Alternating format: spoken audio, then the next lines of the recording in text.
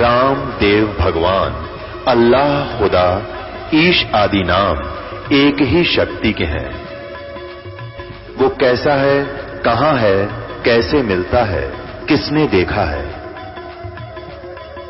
ये प्रश्नवाचक चिन्ह पूर्ण रूप से हटाने के लिए अवश्य सुनिए जगत गुरु तत्वदर्शी संत रामपाल जी महाराज के अमृत वचन, सर्व पवित्र धर्मों के पवित्र शास्त्रों के आधार पर। दर्शकों, भारत एक ऐसा देश है जो अपनी विविध संस्कृति और परंपराओं को लेकर विश्व भर में प्रसिद्ध है। आज हम आपको जिस व्यक्ति की जीवन गाथा से रूबरू करवाने जा रहे हैं, वो भी इन्हीं पारंपरिक साधनाओं में लिप्त थे। मिलिए बैतूल, मध्य प्रदेश के रहने वाले सुभाष जी से। ये भगवान के प्रति समर्पित मंदिर में पूजा अर्चना करते थे और तीर्थ स्थलों का भ्रमण भी करके आते थे। परंतु इतनी साधनाएं करने के बावजूद भी जो कहर इनके सिर पर मंडरा रहा था, वो सुन आप भी आश्चर्यचकित हो जाएंगे। सुभाष जी का पूरा परिवार किसी न किसी बीमारी से ग्रस्त रहता था। माताजी बहुत बीमार थीं। उनका पूरा शरीर काला पड़ चुका था और चलने में भी असमर्थ थी। इसके साथ ही ये जो भी व्यापार की सोचते, वो शुरू होने से पहले ही ठप हो जाता था। आर्थिक तंगी से परेशान सुभाष जी अब जीने की इच्छा भी छोड़ चुके थे। लेकिन 2013 में सुभाष जी को एक ऐसा शांतिदायक सुख प्रदान करने वाला मार्ग मिला, जिसे अपनाने के बाद तो मानो इनकी जीवन रूपी किताब का नया पृष्ठ खुल गया हो। दुख भरे पृष्ठों से भरी इनकी जिंदगी की किताब में अब सुख और शांति भरे पल अंकित हो गए हैं। इनकी आर्थिक स्थिति सुधर गई, माताजी का शारीरिक कष्ट दूर हुआ और घर में सुख शांति स्थापित हो गई। दर्शकों, आपको बता दें कि इनकी जिंदगी रूपी किताब को बदलने वाले लेखक कोई और नहीं, बल्कि तत्वदर्शी संत रामपाल जी महाराज जी ही हैं, जो सभी के जीवन से दुखों को दूर कर सुख शांति भरा जीवन प्रदान कर रहे हैं। चलिए अब आपको सुनाते हैं सुभाष जी के जीवन परिवर्तन की सच्ची कहानी, उन्हीं की जुबानी। नमस्कार सर। नमस्कार सर। सर क्या नाम है आपका? मेरा नाम सुभाष राठौर। सर कहाँ से आए हैं आप? मैं ग्राम खेड़ी सावलीगढ़, जिला तहसील बैतूल, मध्य प्रदेश का रहने वाला हूँ। सर संत रामपाल जी महाराज से नाम दीक्षा आपने कब ली? सर मैंने 1/1/2013 को नाम दीक्षा ली। सर संत रामपाल जी महाराज से नाम दीक्षा लेने से पहले आप क्या भक्ति साधनाएं करते थे? हिंदू धर्म में जितने भी ग्रंथ, जितने भी भगवान हैं, सारी की भक्ति करता था और भक्ति से कोई लाभ नहीं मिला। और मैं खुद एक मंदिर बनवाया था मैंने, और सुबह उठ के 6 साढ़े 6 बजे उठता था और नहाने के बाद, स्नान करने के बाद पूजा पाठ बहुत करता था। मैं मंदिर में बैठ के आधा 1 घंटे डेली पूजा करता था, सुबह भी और शाम भी। उससे मुझे कोई लाभ नहीं मिला। अतः ये हुआ कि जो मैं सूखी मिर्ची का व्यापार करता था, उसमें मेरा भारी नुकसान हुआ। फिर उसके बाद गाड़ी ली मैंने, एक टाटा मैजिक ली, महिंद्रा चैंपियन गाड़ी ली कि हो सके इससे कुछ फायदा होगा। उसमें भी मेरा बहुत लॉस हुआ। आखिर में ये हुआ कि मैं 1-1 रुपए से तबाह हो गया, परेशान हो गया, दुखी हो गया। मेरी माँ मेरे पास थी और माँ भी मेरे पास थी। उसके बाद में माँ मेरी बिस्तर पे लेटी हुई थी 4 महीने से। पूरा शरीर काला हो चुका था और कोई आराम नहीं। बैतूल जिले के डॉक्टर को दिखा दिया, ग्राम खेड़ी सावलीगढ़ के डॉक्टर को दिखा दिया, नागपुर के डॉक्टर को दिखा दिया। डॉक्टर सभी यही कहने लगे कि इनको कोई बीमारी नहीं है। क्या बीमारी है? सिर्फ टेंशन है। भगत के पास जाते थे झाड़ी फूकने कराने, उनसे पूछते थे कि इनको क्या हुआ है, तो वो कहते थे कि इनको किसी ने कुछ टोटका टामनी कर दिया है। हम लोग परेशान हो गए थे। परेशानी के कारण मैं इतना परेशान हो गया था कि मांस, दारू, बीड़ी, सिगरेट हर चीज़ों का अमल करने लगा।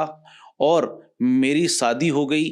मेरी बीवी, मेरे 2 बच्चे, वो हमेशा बीमार रहते थे, जिसका इलाज चलता था। मैं इतना परेशान हो गया था कि 1-1 रुपए से मैं पूरा कंगाल हो चुका था।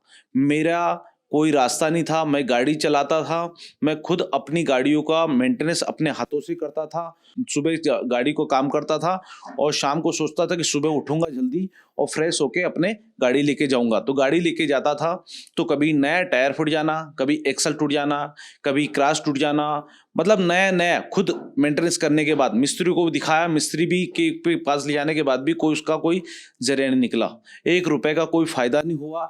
मैं हफ्ते में 3 दिन उपवास रहता था, शनिवार शुक्रवार मंगलवार 3 दिन कंटिन्यू उपवास रहता था और मैं इतनी भक्ति करता था, इतनी पूजा करता था, भगवानों पे से विश्वास उठ गया था, कोई लाभ नहीं मिला।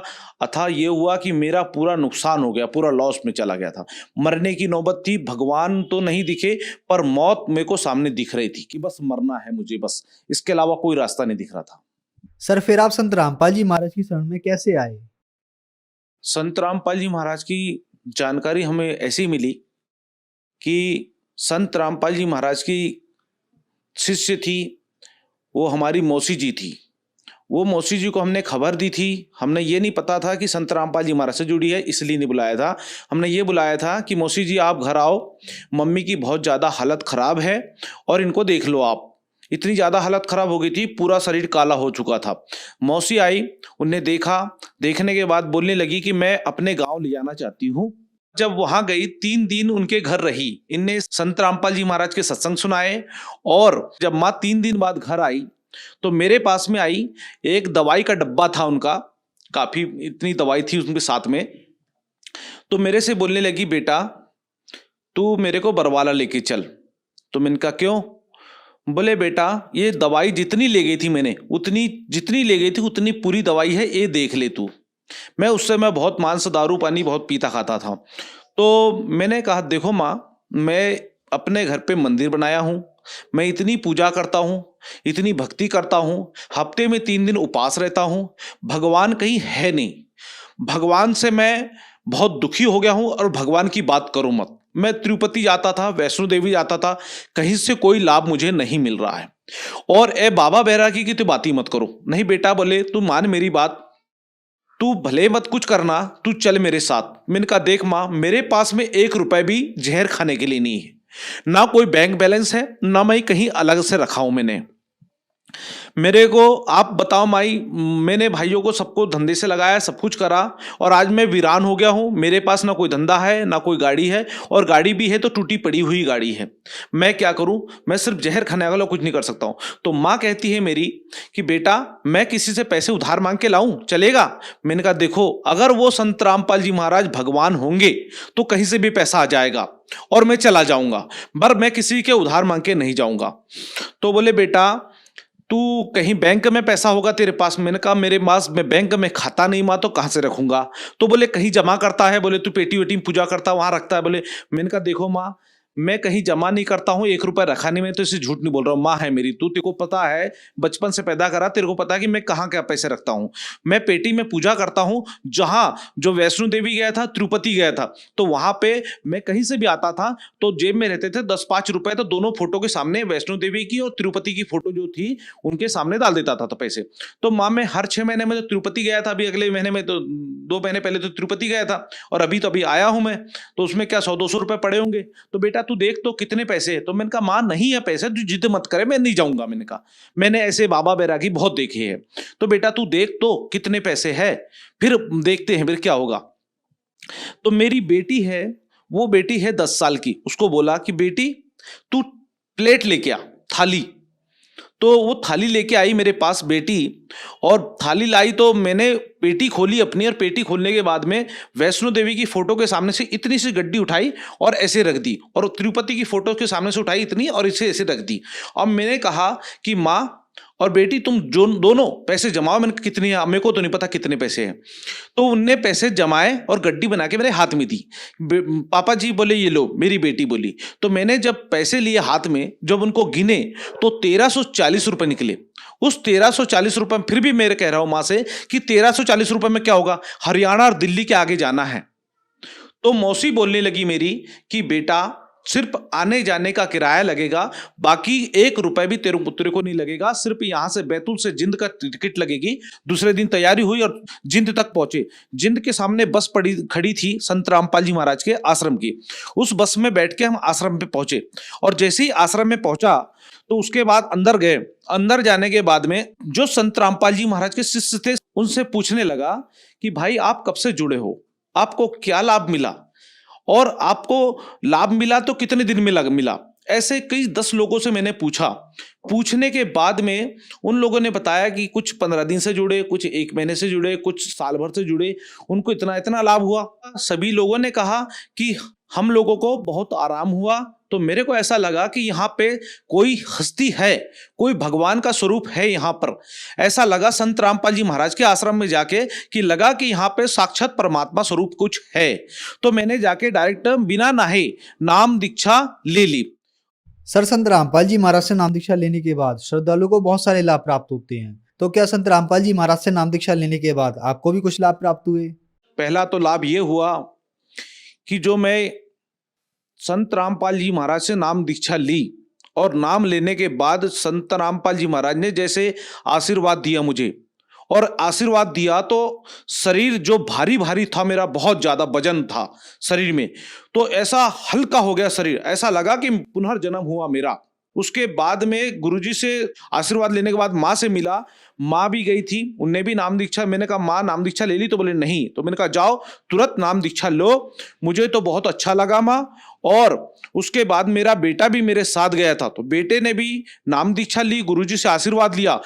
फिर उसके 15 मिनट 20 मिनट बाद मेरा बेटा चीख चीख के रोने लगा। मेरी माँ और मैं और मेरा बेटा, हम 3 लोग बरवाला आश्रम गए। बाल पकड़ के ऐसे अपने बाल पकड़ के खींच रहा और रोने लगा। तो मैंने कहा इसकी माँ की याद आ रही होगी। तो भाई साहब आपको बताऊं मैं कि इतना ज्यादा रोने लगा कि मैं घबरा गया कि ये मेरे बेटे को क्या हो गया। फिर पुनः मैंने संत रामपाल जी महाराज के पास ले गया कि संत रामपाल जी महाराज, गुरुजी ये इस बच्चे को क्या हो गया, रोने लगा। तो गुरुजी ने, संत रामपाल जी महाराज ने पुनः उसको आशीर्वाद दिया। जैसे आशीर्वाद दिया तो एकदम शांत हो गया। और उस तारीख का दिन है 1/1/2013 में नाम लिया, 2018 हो गया। आज तक मेरा बेटा स्वस्थ है और मेरी माँ भी स्वस्थ है। 1 रुपए की दवाई नहीं खाती है, ना मैं खुद दवाई खाता हूं। माँ को बीमारी क्या थी ये तो कुछ भी नहीं पता, पूरा शरीर काला हो चुका था। दवाई, डॉक्टर पास जाते थे, दवाई लाते थे, दवाई खाते थे, कोई आराम नहीं होता था। हर दूसरे तीसरे दिन डॉक्टर पास जाते थे, डॉक्टर से कोई आराम नहीं लगा। हर डॉक्टर ने यही बोला कि इनको कोई बीमारी नहीं है। तो बीमारी नहीं है तो आराम क्यों नहीं, ये हमको कोई पता नहीं। वो तो परमात्मा संत रामपाल जी महाराज जाने की क्या बीमारी थी और क्या। आज माँ भी स्वस्थ है, मेरा बेटा भी स्वस्थ और मैं भी स्वस्थ हूं। और मुझे डॉक्टर ने, जब मैंने चेकअप कराया तो पथरी बताई थी 2 जगह, जो एक किडनी के पास में 3 mm की थी और 5 mm की मेरे आंत में थी। और बवासीर की जो बीमारी थी मेरे को कोम वाली थी, बड़ी कोम हो गई थी, कहना चाहिए कि आधा इंच होंगी कोम। उस कोम से मेरे को ब्लीडिंग बहुत ज्यादा होती थी और पथरी के लिए भी डॉक्टर ने ऑपरेशन का बोल दिया था। अब गुरुजी से नहीं जुड़ा, संत रामपाल जी महाराज से नहीं जुड़ा था उसके पहले, तो मैं ऐसे दुखी था क्योंकि पैसे तो था नहीं, इलाज करा नहीं पाता था, ना कोई ऑपरेशन करा पाता था। जब माँ को तकलीफ थी तो माँ के वजह से मैं संत रामपाल जी महाराज के शरण में गया। जब संत रामपाल जी महाराज शरण में माँ के लिए गया था, पर मैंने खुद ने सबसे पहले नाम लिया और भक्ति करी। भक्ति क्या की, शास्त्रों के आधार पर भक्ति बताते हैं और कलयुग में कहते हैं कि सुमर सुमर नाम आधारा कलयुग उतरे पारा। तो वो कौन सा नाम है, तो वो संत रामपाल जी महाराज ने मुझे नाम दीक्षा दी। उस नाम का सुमरन करने से आज ना कोई मैंने ऑपरेशन कराया, ना मैं आज 1 रुपए की कोई दवाई खाता हूं। मैं पथरी कोई ऐसे लगती नहीं, मेरे को स्वस्थ हूं मैं, ना कोई पथरी जैसा लगता है, ना कोई बवासीर जैसा लगता है। मैं आज एकदम स्वस्थ हूं। संत रामपाल जी महाराज से नाम दीक्षा लेने के पहले इतना दुखी था कि मैं मरने के लिए खड़ा हुआ था। 1 रुपए मेरे पास नहीं थे जहर खाने के लिए भी। मैंने संत रामपाल जी महाराज से नाम दीक्षा ली और दीक्षा लेने के बाद में एक महिंद्रा चैंपियन मेरे पास गाड़ी थी, जिसको मैं 3 साल से 20,000 रुपए में बेचने को तैयार था कि ये बिक जाए, क्योंकि पैसा नहीं था मेरे पास। मैंने संत रामपाल जी महाराज से 1/1/2013 में नाम दीक्षा लेके आया और मैं चंडी, दुर्गा, काली, शंकर भगवान, दुर्गा जी, इन भगवानों की इतनी पूजा पाठ करता था। तो मैं धागे, डोरे, नारियल, खारीक जो भी मेरी गाड़ी में बंधे थे, लोग जैसे जैसे बताते थे वैसे वैसे करता था और मैं गाड़ी में बांध के रखता था कि मेरी गाड़ी चलेगी। तो उसको सारे संत रामपाल जी महाराज से जुड़ कर नाम दीक्षा लेके घर आया और घर आने के बाद में मैंने सिर्फ संत रामपाल जी महाराज की एक फोटो लगा दी गाड़ी के अंदर। तो संत रामपाल जी महाराज से 15 दिन के अंदर उस गाड़ी से मैंने 7,500 रुपए कमाए और 15 दिन बाद संत रामपाल जी महाराज की शरण में मेरी बेटी, मैं, मेरी पत्नी और मेरा बेटा हम पुनः फिर गए और इन दोनों को नाम दीक्षा दिला के घर लाया। और मालिक ने इतनी दया करी कि मेरे घर में एक बैठने के लिए कुर्सी नहीं थी, मेरे घर में कूलर नहीं, पंखा नहीं, टीवी नहीं, कुछ नहीं। संत रामपाल जी महाराज की दया कृपा ऐसी हुई, जब नाम लेके आए पुनः 15 दिन बाद, तो फिर परमात्मा ने इतनी दया करी कि जो गाड़ी के लिए मैं बेचने को तैयार था 20,000 में, उस गाड़ी के लिए मैंने संत रामपाल जी महाराज से मैंने अरदास लगाई और अरदास लगाने के बाद कहा कि हे संत रामपाल जी महाराज, इस गाड़ी को पुरानी को बेचना है, पुनः दूसरा कोई काम करूंगा मैं, पुरानी गाड़ी हो चुकी है इसलिए। वो गाड़ी जैसे ही मैंने संत रामपाल जी महाराज के पास अरदास लगाई, मेरे पास ग्राहकों के फोन आने लगे और ग्राहक आने लगे। वो गाड़ी मेरी 55,000 रुपए में बिकी। उस गाड़ी को मैंने 55,000 में बेचने के बाद मेरे घर में बड़ी सुख शांति आई कि हर चीज से परिपूर्ण हो गया मैं, और मेरे पास में आनंद हो गया। उसके बाद में मेरे पास सिर्फ 20,000 रुपए थे। मैं पुनः दूसरा मकान का निर्माण करने के लिए सोच रहा था, क्योंकि मेरे पिताजी के हिस्से में जमीन आई थी। तो मेरे चाचा के लड़के लोग कहते थे कि यहाँ पे तुम खूंटा भी नहीं गाड़ सकते। तो संत रामपाल जी महाराज की यह दया कृपा हुई कि खूंटा क्या भगत जी, मेरा आज मैंने 20 बाई 65 में मकान बनाया है आज, और आज घर में हमारे स्वर्ग जैसा आनंद आता है। हर चीज से मालिक ने सुखी संपन्न कर दिया, कोई दुख नहीं है और कोई भी परेशानी नहीं है। सर, संत रामपाल जी महाराज की शरण में कैसे आ सकते हैं? संत रामपाल जी महाराज से नाम दीक्षा आप बड़े आसानी से और सरलता से ले सकते हैं। हर घर में टीवी है, हर घर में चैनल चलता है, 4-5 चैनल पे सत्संग आता है और उस सत्संग के नीचे पीली पट्टी चलती है, उसमें नंबर लिखे हुए है। उस नंबर के द्वारा आप फोन लगा के और ज्ञान गंगा पुस्तक फ्री मंगवा सकते हो एसएमएस के द्वारा, उस नंबर से एसएमएस करके, या आपको फोन लगा के आप पूछ सकते हो। हर जगह जगह पे नामदान स्थल खुले हुए हैं। आप कहीं भी जाके किसी भी जिले में कहीं भी रहते हो आप नाम दीक्षा ले सकते हो उससे। धन्यवाद सर। सत साहेब। अब जगत गुरु तत्वदर्शी संत रामपाल जी महाराज जी के सत्संग के माध्यम से उस अद्वितीय आध्यात्मिक ज्ञान के बारे में जानते हैं, जिसके माध्यम से आप भी प्राप्त कर सकते हैं ऐसे आध्यात्मिक, मानसिक और भौतिक सुख जो अभी तक आपने सिर्फ मीराबाई, ध्रुव, प्रहलाद जैसे कुछ ही भक्तों की जीवन कथा में सुने होंगे। अब सुनिए तत्वदर्शी संत के संग शास्त्र अनुकूल भक्ति सत्संग, ऐसा अद्वितीय आध्यात्मिक ज्ञान जिसका है सर्वधर्मों के पवित्र शास्त्रों में प्रमाण। पुणात्मा, ये आध्यात्मिक मार्ग है, अभी तक छुपा के रखना था, परमात्मा का आदेश था। इसी में हमारा हित था जो महापुरुषों ने परमात्मा की आज्ञा का पालन किया। अब पूरे सिख समाज में ये मंत्र नहीं है, और इस कारण से क्योंकि गुरुजी ने मना कर दिया, तो ये सपने में भी नहीं, इसका जिक्र भी नहीं किया किता है। और गुरु ग्रंथ साहिब के अंदर जब संग्रह करने लगे, अंगद देव जी, वैसे इनका संग्रह तो गुरु अर्जुन देव जी ने किया था, फिर भी वाणी सभी महापुरुषों ने जैसे जैसे लिखी थी उस समय इस उद्देश्य से कि गुरु जी का आदेश है, ये मंत्र किसी के हाथ नहीं लगे और इसका जाप नहीं करना, किसी को पता भी ना लगे, इसलिए गुरु ग्रंथ साहिब की जो संग्रह किया वाणियों का, उस समय वो वचन ही छोड़ दिए जिसमें क्लियर मंत्र था, वो सब वाणी छोड़ दी। और इसलिए कि कहीं किसी के हाथ लग जाए और वो जाप ना कर ले, गुरु जी की आज्ञा की अवहेलना हो जाएगी। तो एक प्राण संगली बना रखी है सिख समाज ने ही। उस प्राण संगली के अंदर ये मंत्र लिखे हुए हैं, गुरु जी के वो शब्द लिखे हुए हैं जिसमें ये मंत्र स्पष्ट लिखा हुआ है कि ये जाप जप। और उसमें ये लिखा प्राण संगली के अंदर, गुरु ग्रंथ के समय संग्रह करते समय ये वाणियां बच गई थी, इनको अलग से संग्रह कर करके और महले पहले की वाणी है। ये प्राण संगली नाम से पुस्तक प्रकाशित की गई है। अब इसका कारण क्या था? अब आपके शंकाएं उत्पन्न होंगी कि सिख गुरु नानक देव जी ने ऐसा क्यों किया, समाज को तो इसे वंचित रख दिया, यही मूल मंत्र है, इसी से कल्याण संभव है। अपने आत्माओं, जैसे हम डॉक्टर के पास जाते हैं, डॉक्टर हमें देखता है कि इसको कोई अन्य ऐसी तकलीफ है, यदि अब इसको ये इंजेक्शन लगाए जाते हैं तो ये काम नहीं करेंगे, तो उसके लिए क्या करता है, वो ग्लूकोज शुरू कर देता है। उसमें कुछ ऐसी औषधियां शक्ति की जिससे शरीर खराब ना हो, ऐसी औषधि डाल करके, ऐसे इंजेक्शन ला करके उसको चालू कर देता है। और वो फिर उसके कारण से वो शरीर नष्ट नहीं होता। तो हमारी जो भक्ति का प्रारूप बिगड़ गया और इसमें ठग ज्यादा प्रवेश हो गए। परमात्मा ने अपना वचन के आधार से इस समय तक इस भक्ति को लाना था। आप जी को भी भक्ति की आस्था में रखना था।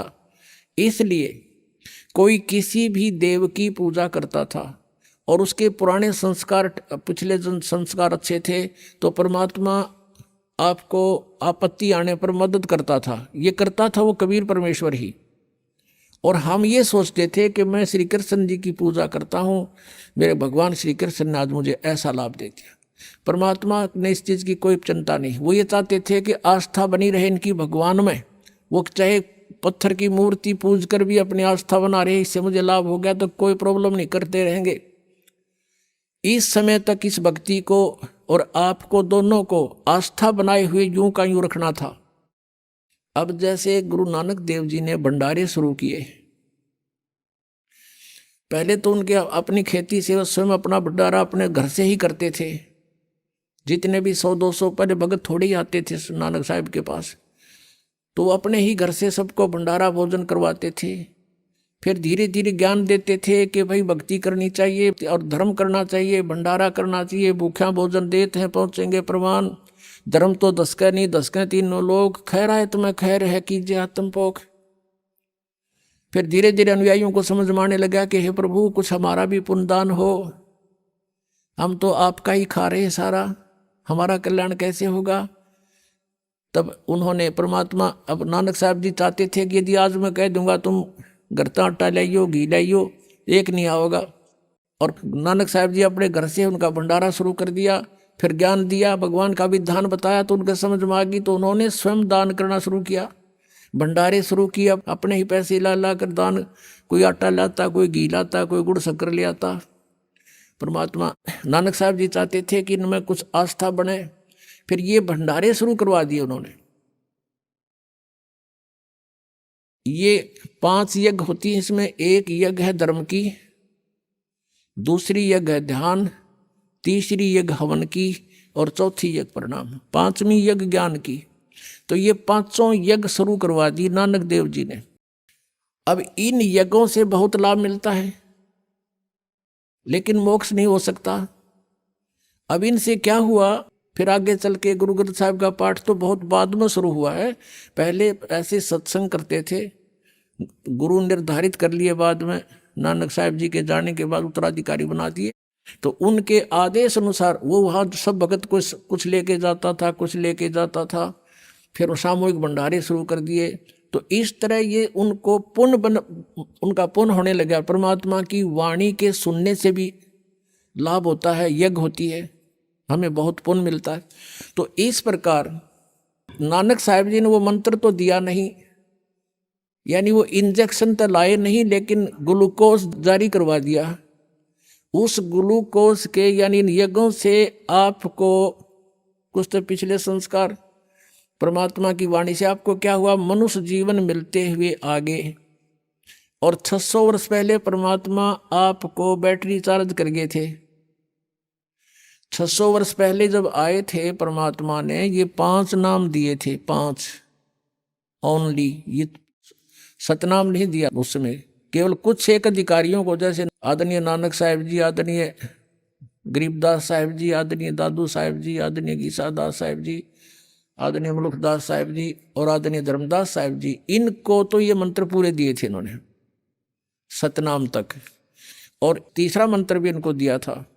लेकिन इनको आदेश दे दिया था कि आप किसी को ये अभी रहस्य खोलना नहीं। इन्होंने जो परमात्मा की भक्ति की,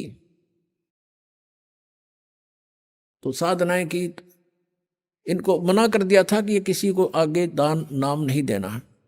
तो उससे क्या हुआ कि उस समय इन 5 नाम के जाप हैं, उस समय परमात्मा के 64 लाख से हो गए थे। उसमें ये 5 नाम कौन से दिए थे? निरंकार ओंकार नहीं है, जो आप जी को अब कंप्लीट मंत्र दिया जाता है 7 मंत्र का, 7 नाम का।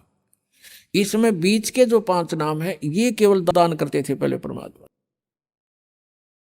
और इन 5 नामों से हमें बहुत लाभ मिलता है। इनसे मनुष्य जीवन भी प्राप्त हो जाता है, लेकिन मोक्ष नहीं हो सकता। संसारिक सुख भी प्राप्त हो जाते हैं, लेकिन अब जब कंप्लीट आपका कोर्स हो जाएगा, फिर ये मंत्र आपको सहयोग देंगे उस मोक्ष मार्ग में। ये कंप्लीट आपको धीरे धीरे बताएंगे। अब जो उद्देश्य चल रहा है वो बताना चाहते हैं कि गुरु नानक देव जी ने सिख समाज को इस यथार्थ मंत्र से वंचित किस लिए रखा? कि उनको पता था अब ये ना तो मुक्ति प्राप्त कर सकते, क्योंकि 12 वर्ष तक नानक साहब ने संघर्ष किया, सब ने विरोध शुरू कर दिया, पंडित नारे चंगर गए, मुसलमान अलग से विरोधी हो गए। तो परमात्मा ने कहा अभी ना छेड़ो इनको, आप अपनी भक्ति करो, और जो भी तूने देखा है आपने वो एफिडेविट लिख दे। उन्होंने अपनी वाणी लिख दी, सारी वाणी लिखकर वो छोड़ गए।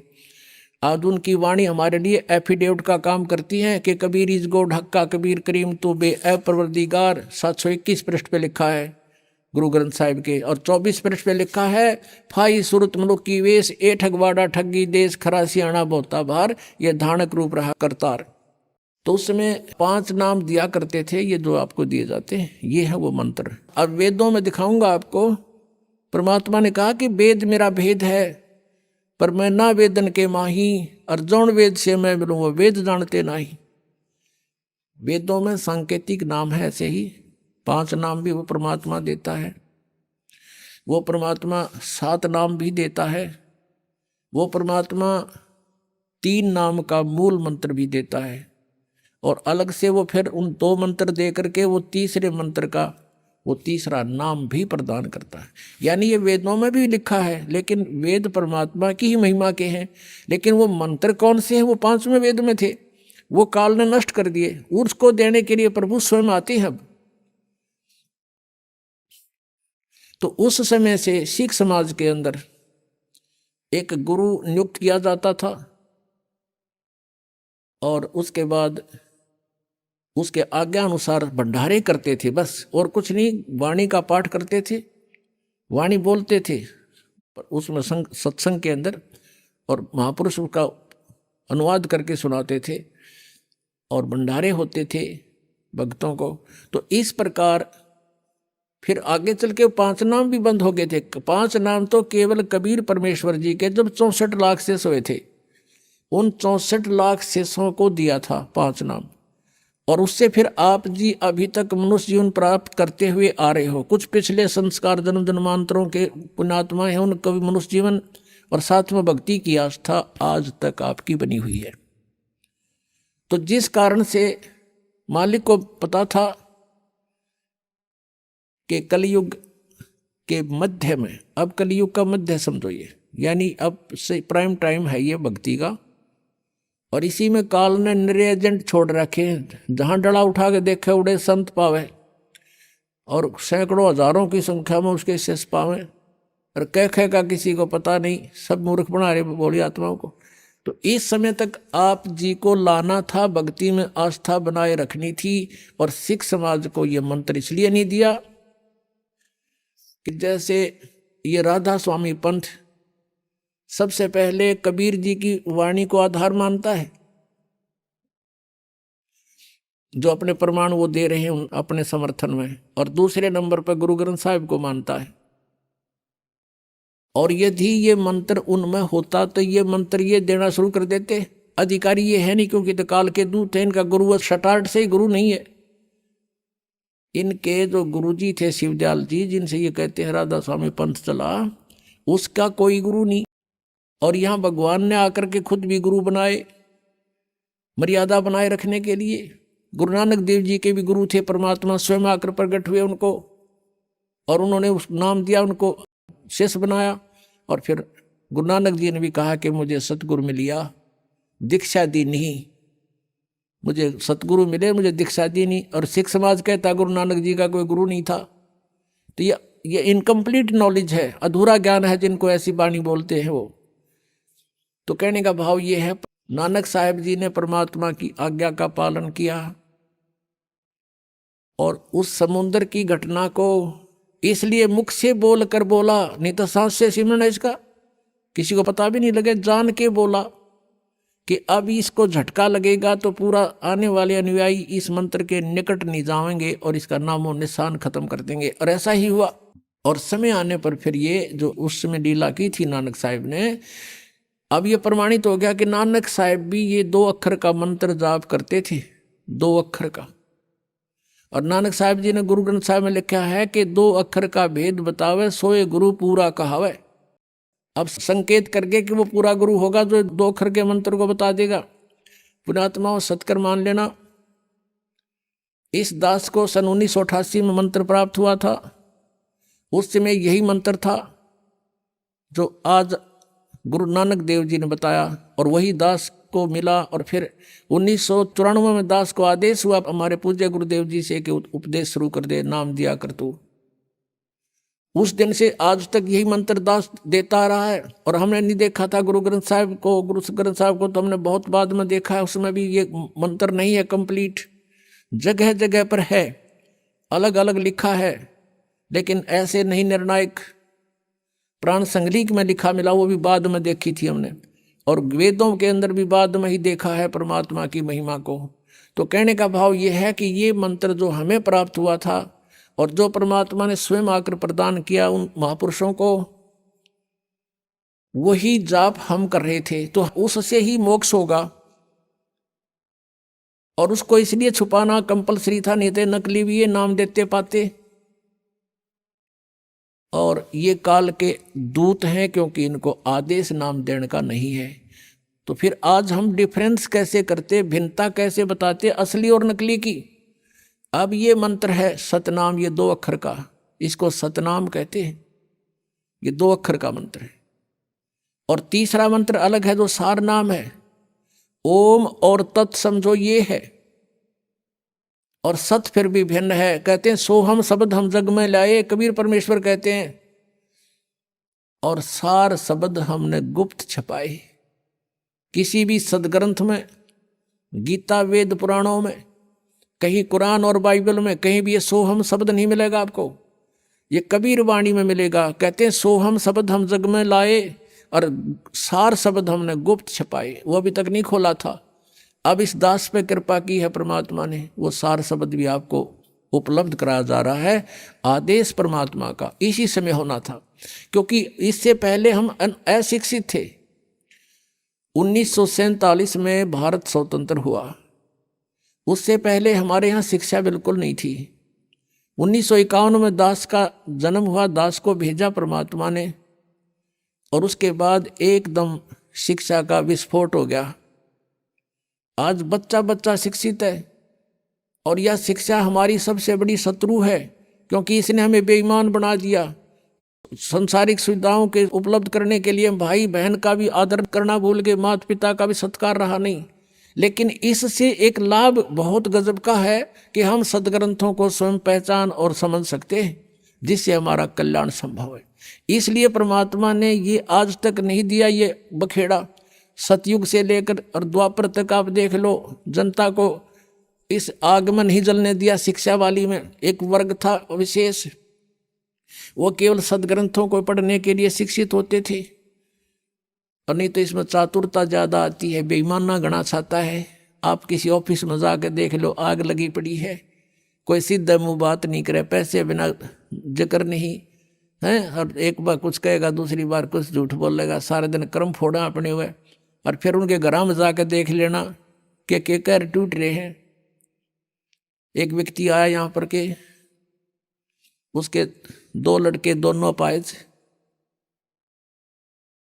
और काफी दिनों के बाद उसने बताया कि मैं ऐसे ऐसे नौकरी करता हूं और ऐसे करता हूं, हमारा कर्म फोड़ दिए। तने तो अपना भट्ठा बैठा लिया, बकवाद करनी बंद कर देना। बोला जी नहीं, जिस दिन से नाम लिया मैंने छोड़ दी सारी रिश्वत लेनी। और देखा उसके कैर टूट रहा उसके घर पे। तो अपने आत्माओं, जैसे कर का जहर का रंगोरी हो, कहो कौन तिस खावे राम रंगोरी हो। इस जहर ने कौन खाओगा फिर? जब ज्ञान होगा दास चाहता है आपको इतना शाना बना दूं कि आपको विष दिखाई दे। ये जो क्रियाएं तुम कर रहे हो जिससे बड़े चाव के साथ और निर्भय होकर करते हो।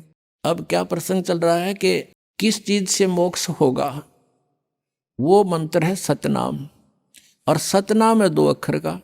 हरिनाथ स्वामी वाला ने सतनाम का बेराना, वो सतनाम किधर खान का है पीण का। ले थोड़ी सी रिहर्सल करा देता उनकी। अब ये राधा स्वामी वाले श्रद्धालु क्या कहते हैं कि हमारे गुरुआ दा ज्ञान वेदों और गीता तो ऊपर का है, और अपने वेदों और गीता की कोई आवश्यकता नहीं, और हम तो त्रिकुटी से प्रारंभ करते हैं, नीचे की हमने आवश्यकता नहीं। पुण्यात्माओं, त्रिकुटी इज द इंटरनेशनल एयरपोर्ट। त्रिकुटी ये समझो कि अंतर्राष्ट्रीय हवाई अड्डा है। अंतर्राष्ट्रीय हवाई अड्डा पर इंसान जब जाता है, पहले उसका पासपोर्ट होता है, उद्देश्य होता है कि इस देश में जाना, पासपोर्ट बन चुका होता है, रास्ते की किराए की टिकट भी उसकी बन चुकी होती है। और वो टिकट और पासपोर्ट बनाने से पहले उसने क्या क्या करना पड़ता है? उस देश का नो ड्यू सर्टिफिकेट लेना पड़ता है। सभी अधिकारियों से जा जाकर उसने वहाँ का क्लियरेंस चिट लेनी पड़ती है, तब वो एयरपोर्ट पर जा सकता है और विदेश जा सकता है। अब हमारे शरीर के अंदर जो है, ये हमारा शरीर है, इसके अंदर हमारे आत्मा है, जीव है, और इसके बैकबोन जो रीढ़ की हड्डी है, इसके अंदर की तरफ कमल बने हुए हैं। जहाँ ये खत्म होती है रीढ़ की हड्डी नीचे गुदा के पास, इससे 2 उंगल ऊपर अंदर की तरफ मूल कमल है, गणेश जी का वास है। और उससे ऊपर 2 उंगल ऊपर सावित्री ब्रह्मा जी का वास है। एक अधिष्ठान चक्र बोलते हैं उसको, यानी स्वाधिष्ठान, स्वाद चक्र लिखा अग्र संतों ने। उससे फिर नाभि, जो सुंडी है हमारी, नाभि के पीछे रीढ़ की हड्डी के साथ में एक नाभि कमल है, विष्णु और लक्ष्मी जी का उस पर आधिपत्य है। और हृदय कमल, ये हृदय हार्ट नहीं, हृदय माने बीच का, यानी दोनों सतनों के बीच में, यहाँ पर बैक साइड में रीढ़ की हड्डी के अंदर की तरफ, बैकबोन के अंदर, तो वहाँ एक 16 कमल की पत्तियों का, यानी वो एक चक्र है। इसमें शिव और पार्वती का स्थान है। फिर यहाँ कंठ कमल में, यहाँ नहीं, इसके सामने बैक में, यहाँ पर जहाँ से रीढ़ हड्डी की हड्डी थोड़ा सा बैंड होती है, ये 12 पंखड़ियों का कमल है। यहाँ पर इसका शिव और पार्वती का 12 पंखड़ियों का है, और दुर्गा का जो है वो 16 पंखड़ियों का एक कमल जैसे आकार की आंतड़ी सी बनी है, कमल के पत्तों के आकार की। तो ऐसे इन प्रधानों के ऑफिस कार्यालय है हमारे शरीर में। आत्मा चलेगी जब हृदय कमल से। हृदय कमल में इसका भी वास है, क्योंकि एक स्थान पर हर तरह की व्यवस्था होती है।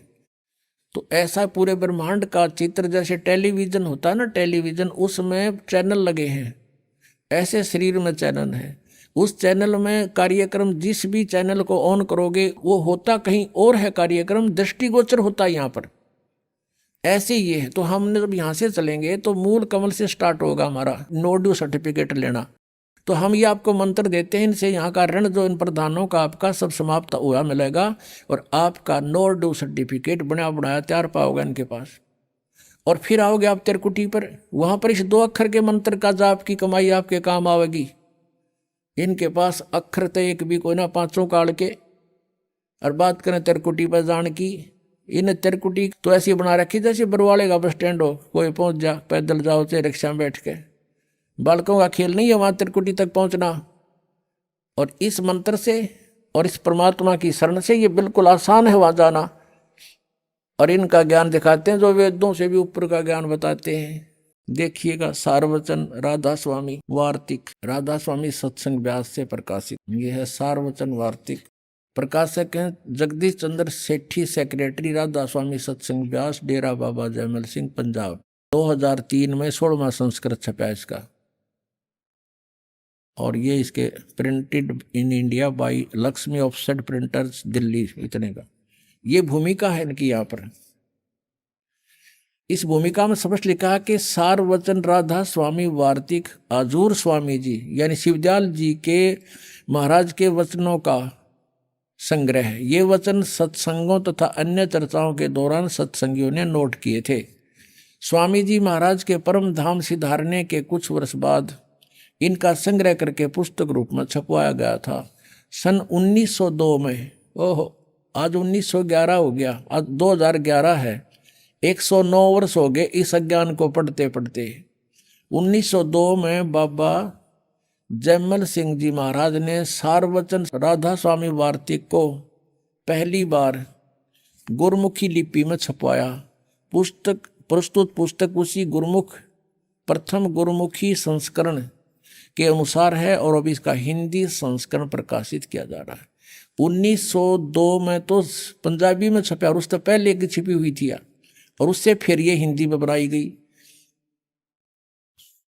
अब कौन थे वो परम धनी जिसने इस पुस्तक में वचन बोले हैं? स्वामी जी महाराज का शुभ नाम सेठ शिवदयाल सिंह जी था। आपने 25 अगस्त 1818 में आगरा शहर में जन्म लिया। आपके पिताजी का नाम सेठ दिलवाली सिंह जी था तथा माताजी का नाम महामाया जी था। आपके पूर्वज पंजाब के रहने वाले थे तथा घर में गुरु ग्रंथ साहिब का पाठ किया जाता था। देखा, अगर इनके ये हाथ लग जाते तो ये मंत्र भी देते पाते।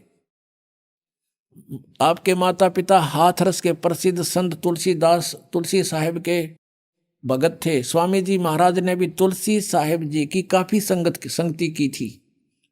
जो ये लेखक है इस पुस्तक का, शिवदयाल जी राधा स्वामी पंथ का प्रवर्तक है, उसने भी तुलसीदास हाथरस वाले के वचन सुन रखे थे। बचपन से स्वामी जी महाराज का रुझान अध्यात्म की ओर था। आपने एक कमरे में बैठकर 17 वर्ष सुरत शब्द योग का अभ्यास किया। ये प्रमाण तले गुरु नानक साहिब की वाणी के। आप डले डोए हठ योग करें, 17 वर्ष तक सुरत शब्द योग का अभ्यास किया। और सन 1961 में बसंत पंचमी के दिन खुले तौर पर आम सत्संग और सूरत शब्द योग का उपदेश शुरू किया। ये और आगे फिर गंध फैलाया इन्होंने। अब इसके देखिएगा, राधा स्वामी दयाल की दया, इसी पुस्तक में चल रहे हैं हम। खुलासा हजूर उपदेश हजूर राधा स्वामी साहब का। अब शिवदयाल जी को राधा स्वामी कहने लगे हैं। वचन यहाँ से सुन होता है, ये जगत नासवान है, ये दफा, ये गीता जैसे श्लोक है इनके, ये मंत्र संख्या। दफा 1 में क्या लिखा है कि सिर्फ काम इतना है कि इंसान यानी मनुष्य अपनी सूरत यानी रूह को उसके खजाने और निकास यानी मुकाम सतनाम और राधा स्वामी में पहुंचावे। अब सतनाम को मुकाम माने स्थान बताया, सतनाम को, और राधा स्वामी को भी सतनाम बताया है। अब तीसरे में क्या लिखा वचन में? जितने आचार्य और महात्मा और अवतार और पैगंबर हर एक मजहब में हुए हैं, वे सब अपने अभ्यास के जोर से अंतर की तरफ मुकाम असली को चले। ये न कहूँ नवीन नए डले डोए थे, नहीं, ये यहाँ गलत बोल रहे हैं। अच्छा चलो, फिर कोई बिरला संत मंजिल 8वीं यानी राधा स्वामी पर, ये कहें सिर्फ संत मंजिल 5वीं यानी सतनाम पर। यहाँ सतनाम मंजिल है, यहाँ सतनाम मंजिल और पीछे मुकाम। मंजिल कहो, मुकाम कहो, स्थान कहो, एक ही बात है। अच्छा अब यहाँ आ जाते हम, अब वचन नंबर 4 इनका देखो 15 पृष्ठ पे। ये है सारवचन वार्तिक भाग 1 पढ़ रहे हम। इसके 4 वचन में अब समझना चाहिए कि राधा स्वामी पद सबसे ऊंचा स्थान है। मुकाम कहो, स्थान कहो, और यही नाम कुल मालिक और सच्चे साहब का है। राधा स्वामी भी कहते हैं सच्चे साहब का है, सतपुरुष का, और सच्चे खुदा का है। और इस मुकाम से यानी राधा स्वामी स्थान से 2 मुकाम, राधा स्वामी स्थान से 2 स्थान नीचे सतनाम का मुकाम है। अब सतनाम को ये स्थान बताते आ रहे हैं, ये देखो पीछे। यहाँ तीसरे वचन में क्या कहा है कि सिर्फ संत मंजिल पांचवी यानी सतनाम में पहुंचे, सतनाम स्थान हुआ। और एक वचन में देखो, काम इतना है इंसान यानी अपनी सूरत को यानी रूह को, उसके खजाने और निकास यानी मुकाम सतनाम, मुकाम माने सतान, सतान सतनाम। अब फिर आते हम 4 नंबर पे, 15 नंबर पृष्ठ पे, 4 वचन पे कहते हैं, अब समझना चाहिए कि राधा स्वामी पद सबसे ऊंचा स्थान है और यही नाम कुल मालिक और सच्चे साहिब और सच्चे खुदा का है। और इस मुकाम से यानी राधा स्वामी स्थान से 2 स्थान नीचे सतनाम का मुकाम है, सतनाम का स्थान है, स्थान का स्थान है। सतनाम को इन्होंने क्या बोला पहले, मंजिल, मुकाम, ये मुकाम का मुकाम।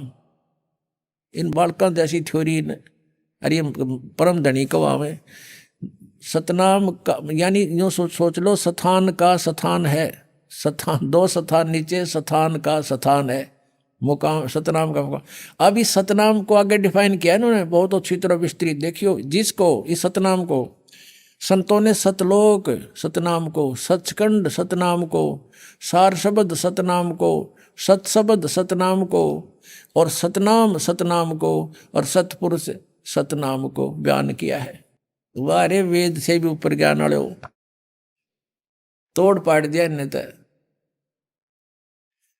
अब इनका ज्ञान तो ऐसा है जैसे किसी ने सपने में भी कार ना देखी हो, सुन रखी हो, किसी तरह जंगल में रहता हो, शहर से भी 100 किलोमीटर दूर, और वो औरों को भ्रमित करता है कि मैं कार में घूमता हूँ, शहर में जाता हूँ, सड़क पर चलती है कार। अब उसे कोई, और किससे चलती है, पेट्रोल से चलती है, कौन चलाता है, ड्राइवर। तो उसे कोई पूछे भी कार कैसी है, किसे कहते हैं, ड्राइवर किसे कहते हैं, शहर कैसा है, सड़क कैसी है, पेट्रोल कैसा है, तो वो डिफाइन करे कि सड़क भी कार को कहते हैं, पेट्रोल भी कार को कहते हैं, शहर भी कार को कहते हैं और ड्राइवर भी कार को कहते हैं। तो उस बुद्धू ने या कोई डिफाइन किया। अब ये सतनाम को डिफाइन करने चले हैं इनके परम धनी शिवदयाल जी से राधा स्वामी पंथ प्रारंभ हुआ है। कहते हैं सतनाम को सतलोक भी कहते हैं, सतपुरुष भी कहते हैं, सतनाम भी कहते हैं, सार नाम भी, सतनाम भी, सार शब्द भी और सतपुरुष भी सतनाम ही है और सतनाम स्थान है। और दिखाऊं सतनाम के इनके वेरिफिकेशन। अरे वाह। अब आगरा से श्री जयमल सिंह जी ने सीधा नाम लिया था शिवदयाल जी से, और जयमल सिंह जी ने ब्यास में डेरा स्थापित कर दिया। उसके तुरंत उत्तराधिकारी बने सावण सिंह जी, और सावण सिंह जी से ही एक बिलोचिस्तानी सामस्ताना। पुणात्माओं, इनकी जन्मपत्री जब तक आप नहीं समझोगे तब तक आपका समझ में नहीं आओ तुम कहाँ खड़े हो, किसकी ओट लिए बैठे हो। तो इनकी जीवनी जन्मपत्री बतानी आवश्यक होगी है। सावण सिंह जी से उपदेश लिया किसने, बिलोचिस्तानी सामस्ताना खेमामल सिंह जी ने, और उसने सच्चा सौदा सिरसा में स्थापना कर दी। ये समझ लेना शिवदयाल जी के विचार उनके पास है, नथिंग एल्स। समझदार को संकेत बहुत होता है, और इतनी दुनिया को जोड़ के बैठ के वो कहाँ ले जाएंगे, उनको कर्म बिगाड़ रहे हैं वो अपना भी, और उनको भी बर्बाद कर दिया। इनका ज्ञान ऐसा है, ये ध्यान कहाँ लगाएंगे, कहाँ जाएंगे। अब सावण सिंह जी के विचार सुनाता हूँ सतनाम के विषय में, देखिएगा। ये है संत मत प्रकाश और भाग 3।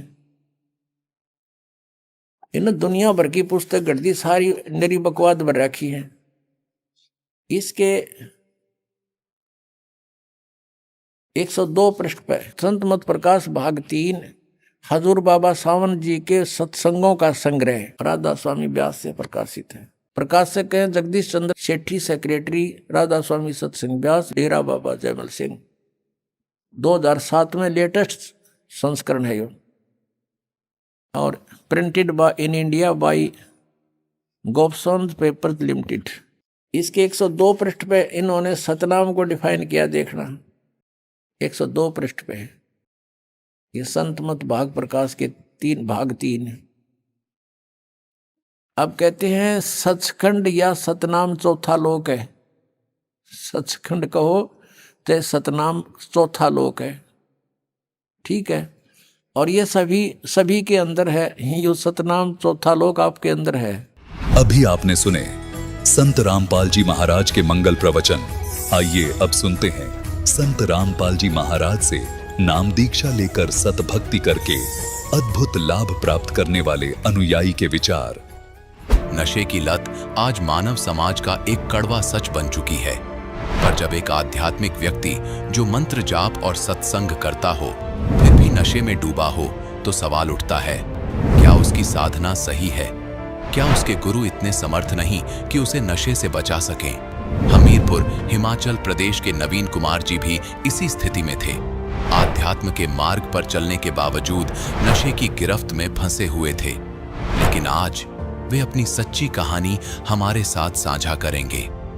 आइए सुनते हैं नवीन जी की जीवन परिवर्तन की कहानी, उन्हीं की जुबानी। सर नमस्कार। नमस्कार सर। क्या नाम है आपका? नवीन कुमार। नवीन जी कहाँ से आए हैं आप?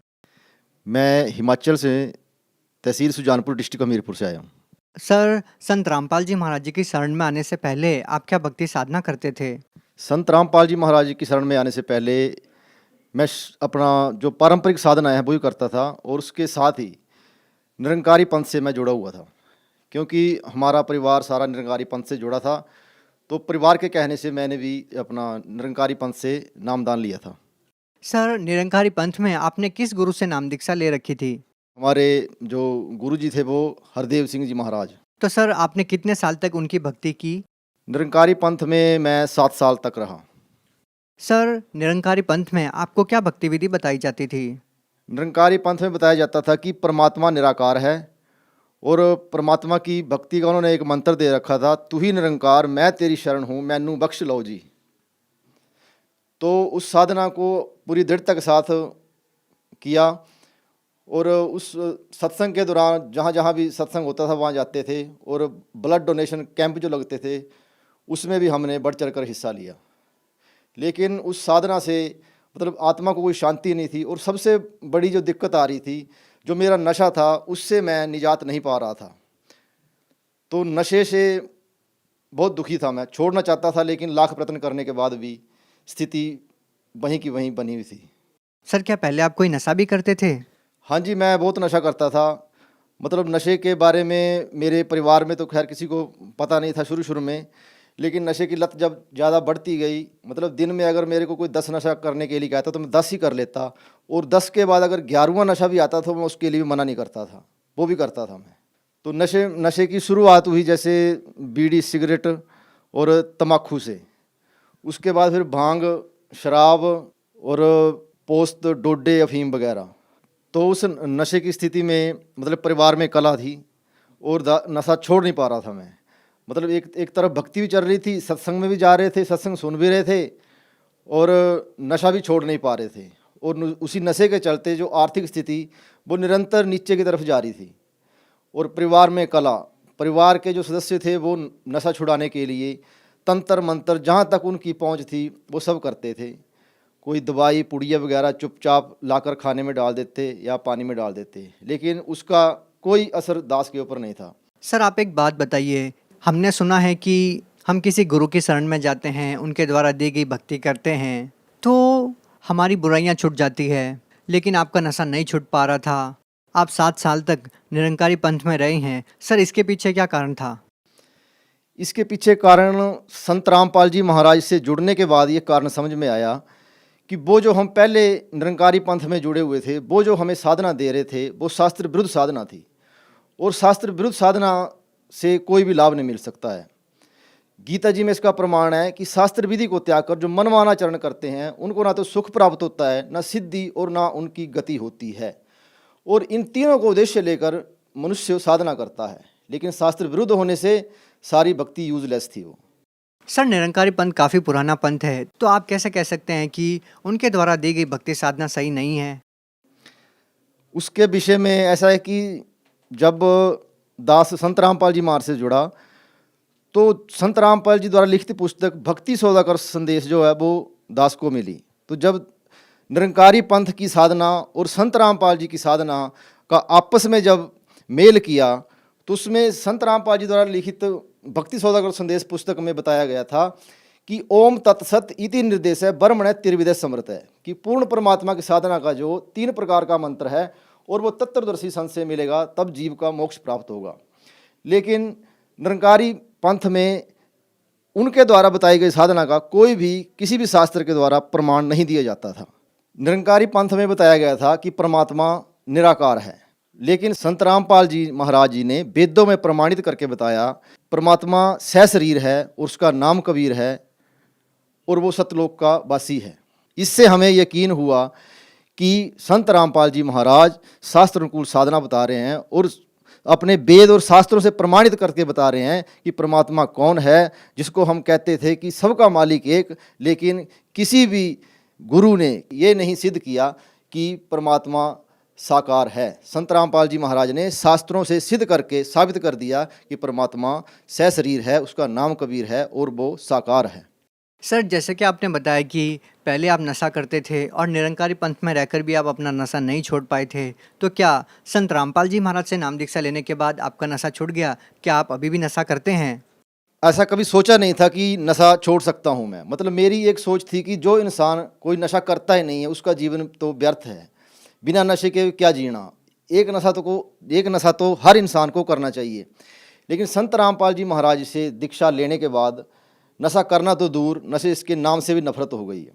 और मतलब संत रामपाल जी महाराज ही पूरे विश्व में हर तरह के रोग से मुक्ति दिलवा सकते हैं। सर, हम देखते आए हैं कि लोग नशा मुक्ति केंद्र में जाकर भी अपना नशा नहीं छुड़वा पाते हैं, उनकी नशे की लत छूट नहीं पाती है। तो सर, संत रामपाल जी महाराज जी आप लोगों का नशा छुड़वाने के लिए कितने पैसे लेते हैं? संत रामपाल जी महाराज जी ने मेरे नशे को दूर करने के लिए कोई पैसा नहीं लिया।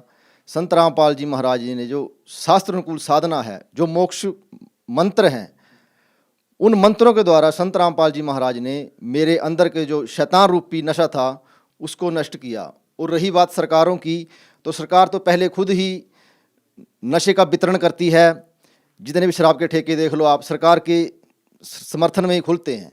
एक तरफ तो सरकार नशे का प्रचार करती है, नशा बांटती है, और दूसरी तरफ वही सरकार नशा छुड़ाऊ केंद्र खोलकर बैठ जाती है। तो मतलब जो आपको खुद नशे के लिए प्रेरित कर रहा है वो आपका नशा नहीं छुड़ा सकता। संत रामपाल जी महाराज नशा तो बहुत छोटी चीज़ है उनके लिए। जो कैंसर, जो लाइलाज बीमारी है, कैंसर, एड्स या इससे भी कोई भयंकर बीमारी, वो संत रामपाल जी महाराज जी के द्वारा दिए गए जो सत्साधना रूपी मंत्र जो हैं, मोक्ष मंत्र हैं, उन मंत्रों के प्रभाव से वो बीमारी शून्य हो जाती है, बिल्कुल ख़त्म हो जाती है। जहाँ साइंस ख़त्म हो जाती है वहाँ संत रामपाल जी महाराज जी का ज्ञान शुरू होता है, उनकी भक्ति साधना शुरू होती है। सर, आपको संत रामपाल जी महाराज जी से बहुत सारे लाभ मिले हैं। अगर कोई व्यक्ति संत रामपाल जी महाराज से आपकी तरह लाभ पाना चाहते हैं, कोई भयंकर बीमारी हो, नशा छुड़वाना चाहते हों, तो संत रामपाल जी महाराज जी से वो कैसे लाभ प्राप्त कर सकते हैं? संत रामपाल जी महाराज जी के सत्संग जो हैं वो अनेकों टीवी चैनलों पर और सोशल मीडिया, मोबाइल के माध्यम से, यूट्यूब पर, सोशल मीडिया के हर चैनल पर आपको संत रामपाल जी महाराज जी से नाम दीक्षा लेने के जो कॉन्टैक्ट नंबर हैं वो मिल जाएंगे। और वहाँ से आप कॉल करके वो आपको आपके नज़दीकी नामदान केंद्र का पता बताएंगे, जहाँ से आप निःशुल्क नामदान प्राप्त कर सकते हैं। और कोई अगर भाई नशा छोड़ना चाहता हो, जो हर तरफ से हार गया हो, हर तरफ से उसको मायूसी हाथ लगी हो, तो एक बार संत रामपाल जी महाराज से नाम दीक्षा लेकर देखे, उसका नशा पूर्णतः समाप्त हो जाएगा। और दूसरा, जो लोग भक्ति कर रहे हैं और मोक्ष मार्ग की तलाश में हैं, उनके लिए एक विनम्र निवेदन है कि अगर मोक्ष चाहिए तो संत रामपाल जी महाराज के अलावा पूरे ब्रह्मांड में और कहीं आपको मोक्ष की प्राप्ति नहीं होगी।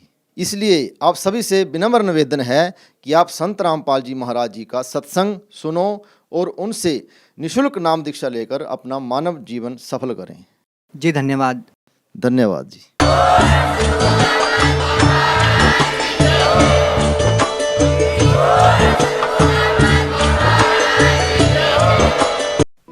आप सुन रहे थे जगत गुरु तत्वदर्शी संत रामपाल जी महाराज के मंगल प्रवचन।